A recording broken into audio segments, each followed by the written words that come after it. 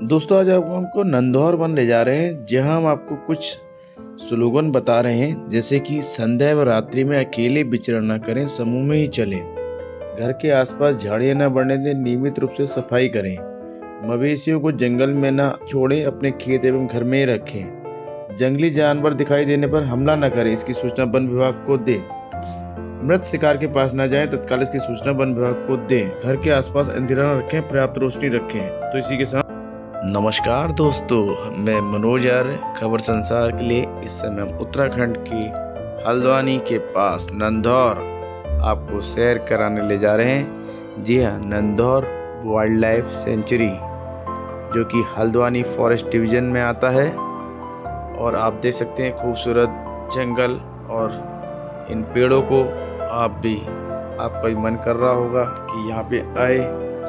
फिलहाल 13वां स्थापना दिवस मनाया जा रहा है, इसलिए हम लोग नंदौर को जा रहे हैं। जी हाँ, नंदौर अभयारण्य में वनस्पति जो है मुख्य रूप से सालवन है। यहाँ जो आपको देख रहे हैं ये रपटा है, देखिए यहाँ पे अक्सर पानी आता है और गाड़ियाँ बह जाती हैं। इसमें जो सीधी तस्वीर हम आपको दिखा रहे हैं, आप देख सकते हैं तमाम अधिकारी भी मौजूद हैं, हम आपको इन साइड में दिखा रहे हैं। और ये मंदिर पड़ता है रास्ते में, यहाँ से टर्न सीधी लाइन है। जी हाँ, चोर गले के लिए यहाँ से एटमॉस्फेयर भी चेंज, देखिए जानवर वगैरह भी क्रॉस होते हैं सड़कों पे। और देख सकते हैं सुनसान जगह रहता है, ट्रैफिक का मूवमेंट कम है।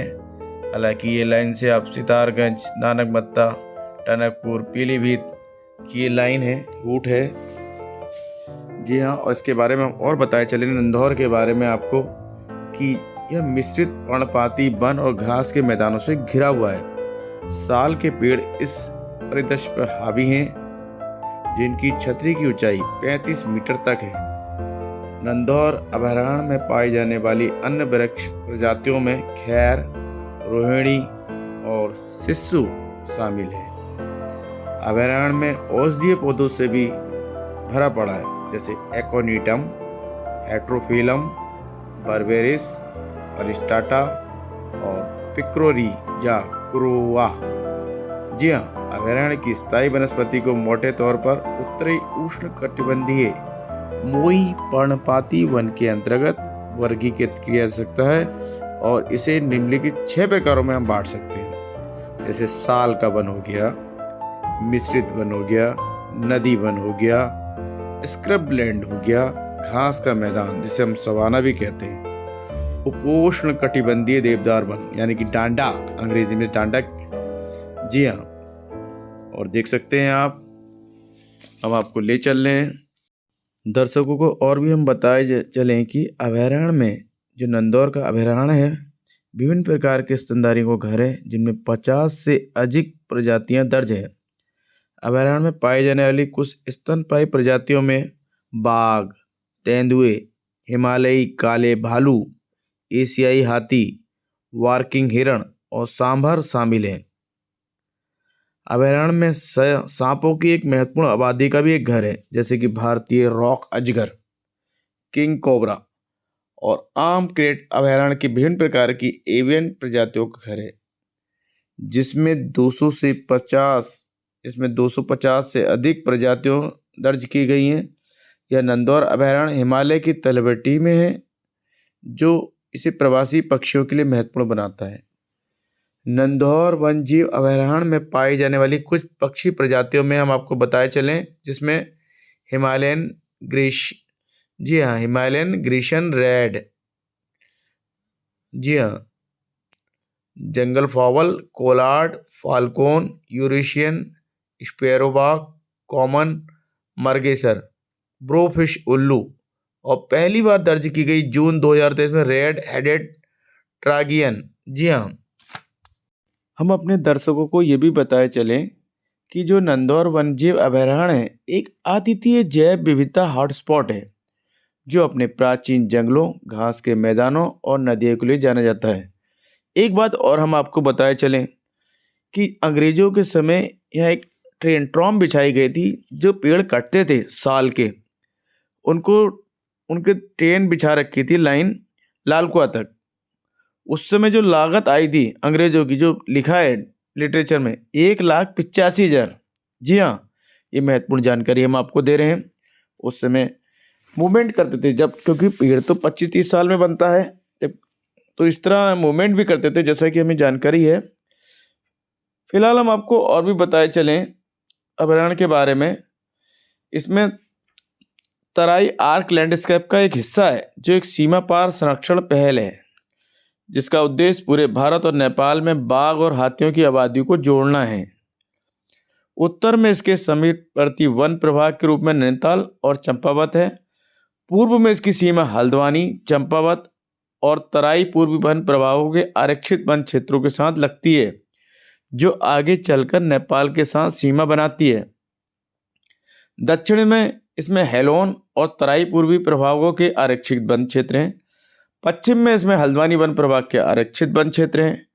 नंधौर के रहस्यमयी जंगल का अन्वेषण करेंगे तो बहुत समय लगेगा। जी हाँ, नंधौर अपने आप में एक बहुत ही इन फ्यूचर का बताया जा रहा है। जिस तरह हमने आज दिन भर लोगों ने अपने व्याख्यान दिए हैं, उस हिसाब से ये देख रहे हैं आप, सीधी तस्वीरें हम आपको दिखा रहे हैं। इनको पुरस्कार दिया गया है। जी हाँ, इन लोगों को पुरस्कृत किया गया है आज हम आपको बताए चलें कि यहाँ पे जो है नंधौर वाइल्ड लाइफ, जी हाँ, नंधौर वाइल्ड लाइफ सेंचुरी का 13वां स्थापना 2012 में स्थापित की गई थी। देखिए यहाँ पे ग्रामीणों का परिवेश भी है, आप देख सकते हैं कुत्ता बिल्ली सब ये पाले। ये देखिए रिमार्क है, ये मछली वन है। मछली वन के बारे में भी आपको बता चलें, ये मछली बंद जो पहले था, मछली बंद था, बंद नहीं बंद, जी हाँ बंद था। और देख सकते हैं लोगों का निवास भी है, रह रहे हैं। तो अक्सर तमाम चीज़ों पर आज व्याख्यान हुआ। हाथियों के बारे में कहा गया कि हाथी फसलों को रौंद रहे हैं, जी हाँ, तो इस पर भी विचार हुआ। CCF धीरज पांडे जी ने इसमें एक बताया तरीका कि हम मधुमक्खी पालन करें जो इकोनॉमी भी बनाएगी। जी हाँ, शहद भी इकट्ठा होगा, क्योंकि हाथी जो है मक्खियों की भनभनाहट से चिढ़ता है या पसंद नहीं करता। तो सोलर फेंसिंग के रूप में वहाँ पे छत्ते लगाए जाएं, अगर तार हिलेगा तो मधुमक्खी उड़ेंगी। और इसका इन्होंने डेमो भी दिखाया हमें कि हाथी जो बाकायदा लौट रहा है वापस मधुमक्खियों से बचने के लिए। ये देखिए हम नंदौर वहाँ पहुँच चुके हैं। इसी तरह गिद्धों के बारे में बात हुई, भाई अगर गिद्ध चले गए तो क्या होगा। भारत में गिद्धों की जो प्रजातियाँ पाई जाती हैं, जिसमें से अधिकांश खतरे में हैं। गिद्ध जो है सबसे बड़े सफाई कर्मी माने जाते हैं और पर्यावरण को स्वस्थ रखने और सबों को जल्दी और कुशलता से खाकर रोगों के प्रसार को रोकने में महत्वपूर्ण भूमिका निभाते हैं। जी हाँ, और गिद्धों को बचाने के लिए क्या क्या किया जा सकता है, इस पर भी आज डिस्कशन हुआ, व्याख्यान दिए लोगों ने। गिद्धों के लिए जहरीली दवाओं को मवेशियों का उपयोग न करें, जानवरों और सबों के विषाक्तीकरण को रोकें। इस तरह तमाम चीज़ों पे हुई है, अलग इन पर भी बात हुई है आज। और सभी ने अपने, आप देख सकते हैं ये नई लाइन के किनारे बन रहा है, ये रपटा था यहाँ हो गया। हम आपको पूरा, तो हम आपको देखिए पूरा हमने बीच बीच में आपको एक्सप्लेन भी किया नंदौर के बारे में, क्या है अंग्रेज़ों के समय क्या है। हालांकि बहुत लंबी कहानी है, फिलहाल हम आपको इन शॉर्ट में समझाने की कोशिश कर रहे हैं कि किस तरह का ये मनुष्य और इसके बीच जो है जानवरों का व्यवहार किस तरह बदल रहा है। तमाम हमें सावधानी रखनी पड़ेगी। एक तरफ सरकार कहती है कि टूरिज्म को बड़ा, रिजॉर्ट को बढ़ावा दी जाए, कि आदमी जो है जंगलों में ना घुसे, लेकिन रिजॉर्ट तो जंगलों में बनने हैं। इस तरह के तमाम प्रश्न भी आज हमने head of the forest family के धनंजय मोहन जी से किए और तमाम हम आपको अभी दिखाएंगे। तो आइए सीधे ले चल रहे हैं आपको सीधे सवाल जवाब के दौर से। आइए, थैंक यू। मैं मनोज आर्य, खबर संसार के लिए। और आज देख सकते हैं head of the forest Uttarakhand आए हुए हैं धनंजय मोहन जी। पे आज आपका 13वां फाउंडेशन डे हुआ है, किस रूप में और तमाम चीजें, मानव वन जीव संघर्ष लगातार बढ़ रहा है। एक तरफ रिजॉर्ट में रिजॉर्ट बन रहे हैं और दूसरी तरफ सर दूरी की बात हो रही है, क्योंकि जो जानवर जो सर सीधे आ रहा है। देखिए, मानव वन जीव संघर्ष पूरे राज्य में जगह जगह पे अलग अलग तरीके से हो रहा है और विभाग लगातार तत्पर रहता है। इसमें जब भी कुछ ऐसे होता है तो तुरंत हमारी QRTs रश करती हैं उस एरिया में और कोशिश ये करती हैं कि वहाँ कम से कम नुकसान हो। और उसके अलावा प्रिवेंटिव तरीके से भी हम बहुत कार्रवाई करते रहते हैं, चाहे वो जागरूकता अभियान हो, चाहे हमारी ट्रेनिंग्स हो। और अन्य प्रचार प्रसार हो, तो हम लगातार इस उसमें रहते हैं कि यद्यपि जंगली जानवरों की संख्या में वृद्धि हुई है, सब हुआ है, लेकिन अगर आप आंकड़ों को देखें तो जो घटनाएं हैं उनकी संख्या लगभग उतनी ही बनी हुई है। तो हम लोग काफ़ी सजग हैं और नए-नए प्रयोग कर रहे हैं, जैसा कि आज आपने भी देखा, चाहे वो बी हाइव फेंसिंग हो, चाहे अन्य वो हों। तो इसके माध्यम से हम लोग कोशिश करते रहते हैं कि इस समस्या का कितना न्यून कर सकते हैं, हम पूरा प्रयास करते रहते हैं।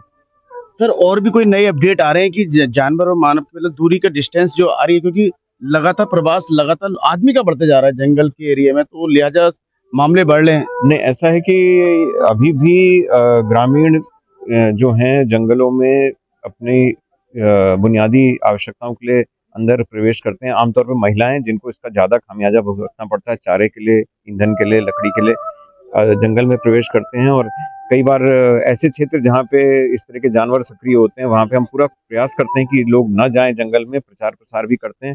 फिर भी कभी-कभी दुर्घटनावश लोग जब चले जाते हैं, तो ऐसी दुर्घटनाएँ हो जाती हैं। तो लगातार हमारा यही प्रयास रहता है कि ऐसी दुर्घटनाएँ ना हो, लोगों को जागरूक किया जाए और इसी पे हम तत्पर हैं। तो फाउंडेशन दे रहा है नंदौर में, और बहुत ही महत्वपूर्ण यहाँ पे लोगों ने दिया है। इसी कड़ी में सीसीए धीरज जी हमारे सामने उपस्थित हैं। धीरज जी, आपने आज अभी जो मधुमक्खी का जो प्लान बताया है हाथी जैसे, उसके लिए उसको लेके क्या कर रहा है थोड़ा सा विभाग?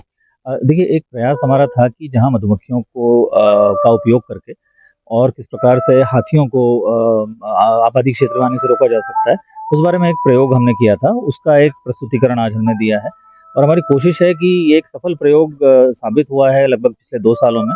तो क्या इस प्रयोग को अन्य क्षेत्रों में भी तराई में किया जा सकता है, जहाँ मानव वन्यजीव संघर्ष या मानव हाथी संघर्ष की घटनाएँ बढ़ी हैं, तो उसको हम क्या न्यूनीकरण की तरफ इस प्रयोग के माध्यम से ले जा सकते हैं? इस पर चिंतन और मनन करने की आवश्यकता है और मुझे उम्मीद है कि ये कहीं न कहीं अगर इसको बड़े स्केल पर लें और इससे आजीविका में भी वृद्धि होगी लोगों की, उसका भी हमारी तरफ से पूरा प्रयास रहता है। तो आप देख रहे हैं इस समय लगातार हम आपको बता रहे हैं और उसको लेके थोड़ा सा देखिए, आज नंदौर जो सेंचुरी है उसके 13वें जो है वर्ष में प्रवेश कर गई है और 12 वर्ष की सेंचुरी में काफ़ी इस दिशा में अभी पर्यटकों का आना-जाना रहा है। और अभी हम लोग अन्य माध्यमों से भी इसका प्रचार-प्रसार करने का प्रयास कर रहे हैं। जो हमारे यहाँ नेशनल गेम्स जो हल्द्वानी में हो रहे हैं, उसमें भी हम लोगों का प्रयास रहेगा कि जो बाहर से आने वाले खिलाड़ी हैं, उन सबको भी हम यहाँ पर लाएँ, दिखाएँ और इस तरह के क्रियाकलाप करें कि इसका व्यापक प्रचार-प्रसार हो और यहाँ पर अधिक से अधिक पर्यटक आएँ।